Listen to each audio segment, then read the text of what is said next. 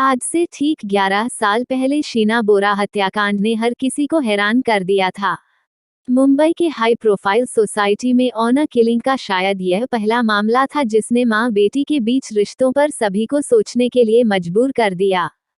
एक मां ने ही अपनी बेटी का कत्ल करवाकर शव को जंगलों में फेंकवा दिया था।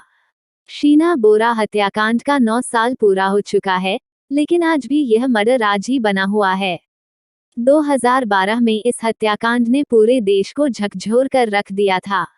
इस हाई प्रोफाइल मर्डर केस की सीबीआई ने भी जांच की, लेकिन यह केस आज भी अनसुलझा है। यह एक ऐसी मर्डर मिस्ट्री है जिसका रहस्य आज तक सामने नहीं आया।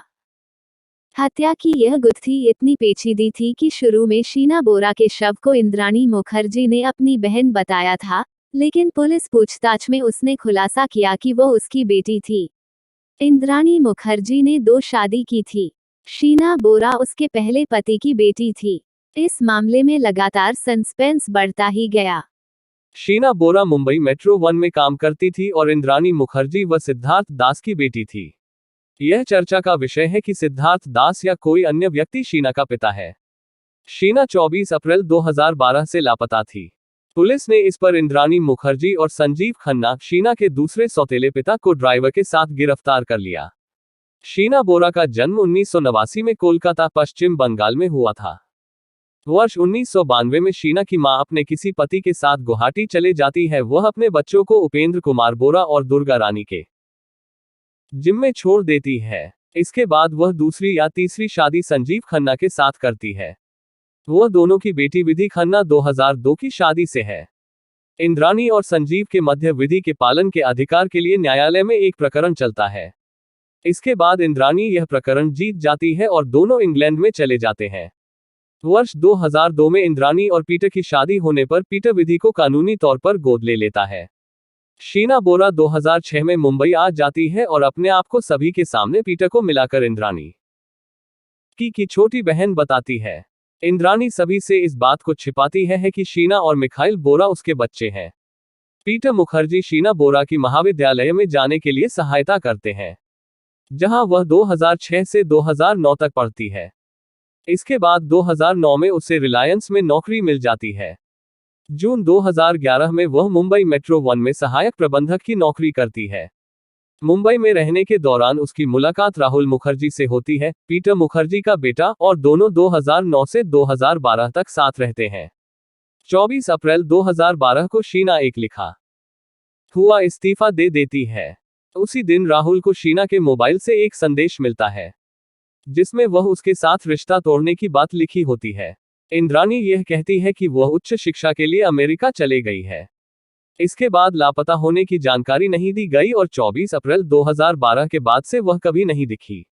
अप्रैल 2012 में राहुल मुखर्जी ने शीना के लापता होने के कारण वोरली पुलिस थाना में प्रकरण दर्ज कराने जाता है, लेकिन प्रकरण दर्ज नहीं होता है क्योंकि वह और शीना अंधेरी के रहने वाले हैं और वह वोरली के क्षेत्र में नहीं आता है।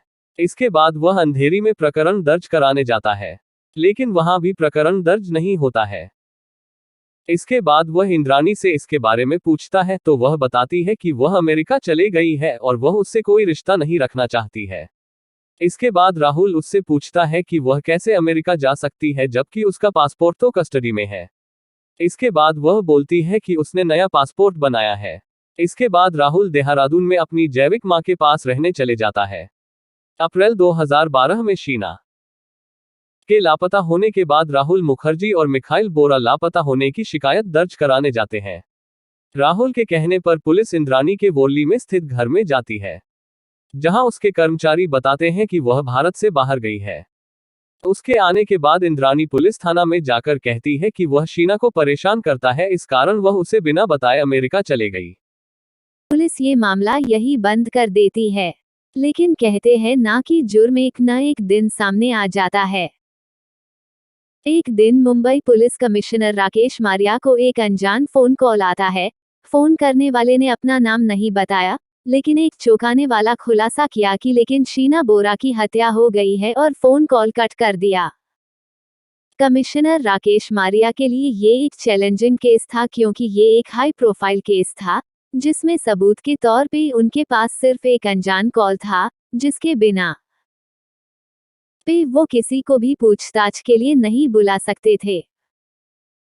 राकेश मारिया ने अपने एक भरोसेमंद पुलिस अफसर को इंद्राणी मुखर्जी के ड्राइवर को फर्जी हथियार रखने के केस में उठने बोला, और पुलिस कस्टडी में इंद्राणी मुखर्जी के ड्राइवर ने जो बात बताई उससे पुलिस के भी होश उड़ गए।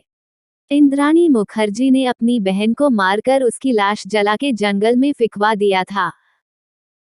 अब मुंबई पुलिस के ड्राइवर के बयान के आधार पे इंद्राणी मुखर्जी से पूछताछ शुरू की। शुरू में तो इंद्राणी इसी बात पे अड़ी रही कि शीना बोरा अमेरिका चली गई है, लेकिन पुलिस ने जब सख्ती से पूछा तो इंद्राणी ने जो खुलासा किया उसने पूरे देश ही नहीं पूरी दुनिया में तहलका मचा दिया।